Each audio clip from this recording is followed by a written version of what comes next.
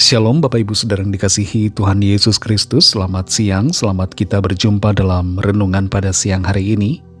Kiranya saudara semua selalu ada dalam keadaan yang bersemangat dan bersukacita dalam mengerjakan segala tugas dan aktivitas yang ada. Dalam Kejadian 1 ayat 1-2 tertulis, "Pada mulanya Allah menciptakan langit dan bumi. Bumi belum berbentuk dan kosong. Gelap gulita menutupi samudera raya, dan roh Allah melayang-layang di atas permukaan air." Saudara yang dikasihi Tuhan, kitab Kejadian merupakan kitab pertama dalam Alkitab. Dan kitab ini memuat sejarah penciptaan langit dan bumi, dan kehidupan manusia pertama, serta sejarah kehidupan manusia dan berbagai bangsa, sampai bangsa Israel masuk ke Mesir dan tinggal di sana. Tuhan adalah pencipta segala sesuatu. Dia yang menciptakan alam semesta, termasuk manusia yang tinggal di bumi. Adam dan Hawa menjadi manusia pertama yang diciptakan secara sempurna. Tapi sayangnya mereka kemudian jatuh ke dalam dosa. Akibat dari dosa, mereka diusir dari Taman Eden, dan maut yang kekal menanti mereka. Adam dan Hawa kemudian memperanakan Kain dan Habel, tapi Habel dibunuh oleh Kain karena iri hati. Adam dan Hawa kemudian mempunyai banyak anak laki-laki dan perempuan lainnya, dan mereka hidup dalam jangka waktu yang sangat lama. Ada yang mencapai hingga usia 900 tahun lebih. Ketika manusia telah bertambah banyak juga bentuk kejahatan yang dilakukan mereka. Dan hal itu mendukakan hati Tuhan. Tuhan kemudian hendak melenyapkan seluruh manusia di atas bumi dengan air bah. Tapi Nuh dan keluarganya dikecualikan karena kasih karunia. Setelah air bah, Tuhan membuat perjanjian dengan Nuh bahwa tidak akan ada lagi air bah semacam itu. Dari Nuh dan anak-anaknya, serta istri dari anak-anaknya, dimulailah generasi baru, keturunan yang baru di bumi. Sampai suatu ketika semua orang berencana membangun menara Babel yang sangat tinggi. Bukan sekedar untuk mencapai suatu prestasi, tapi sebuah proyek yang dimotivasi oleh kesombongan. Di situ Tuhan membuat bahasa mereka yang tadinya satu menjadi terbagi-bagi. Mereka tidak bisa menyelesaikan bangunan Babel itu karena tidak mengerti satu sama lain. Mereka kemudian terpencar ke berbagai wilayah sesuai dengan kelompok bahasanya masing-masing. Tidak lama sesudah itu Tuhan memanggil seorang pria bernama Abram yang beristri namanya Sarah.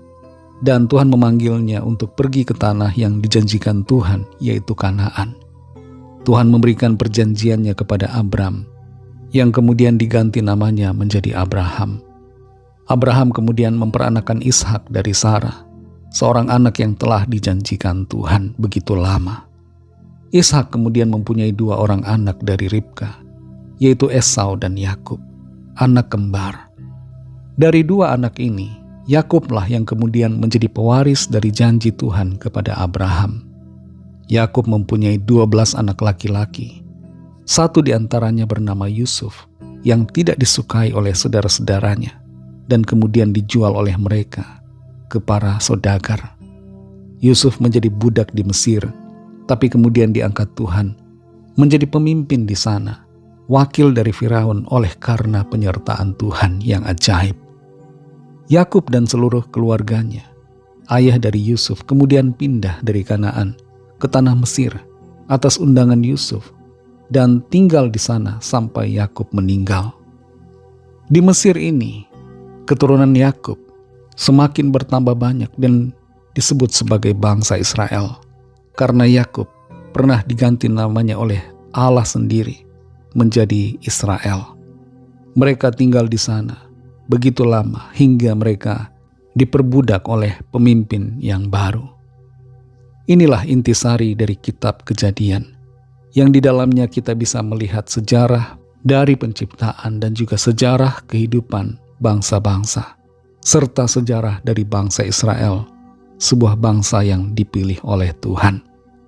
Salah satu hal penting dari sini yang kita pelajari adalah bahwa dari Tuhanlah asal dari segala sesuatu, termasuk kita, termasuk saudara dan saya. Karena itu ingatlah selalu akan Tuhan dan sembahlah Tuhan dalam sepanjang hidup kita, sebab kita diciptakan oleh-Nya dan untuk kemuliaan-Nya. Dan Tuhanlah sumber kehidupan kita, dan kepada Tuhanlah kita akan kembali. Itu sebabnya hiduplah selalu dalam takut akan Tuhan, mengingat Tuhan, dan hidup dengar-dengaran pada perintah-Nya. Mari kita berdoa. Terima kasih Tuhan Yesus, kami bersyukur Bapa untuk firman-Mu yang sudah kami dengar. Kami mengerti isi kitab Kejadian, betapa Engkaulah Tuhan, sumber dari segala yang ada. Dari Engkaulah kami berasal. Engkau menciptakan kami untuk kemuliaan-Mu. Pimpin hidup kami Roh Kudus, agar kehidupan kami selalu menyenangkan hati-Mu, selalu dengar-dengaran kepada perintah-Mu, taat melakukan setiap kehendak-Mu.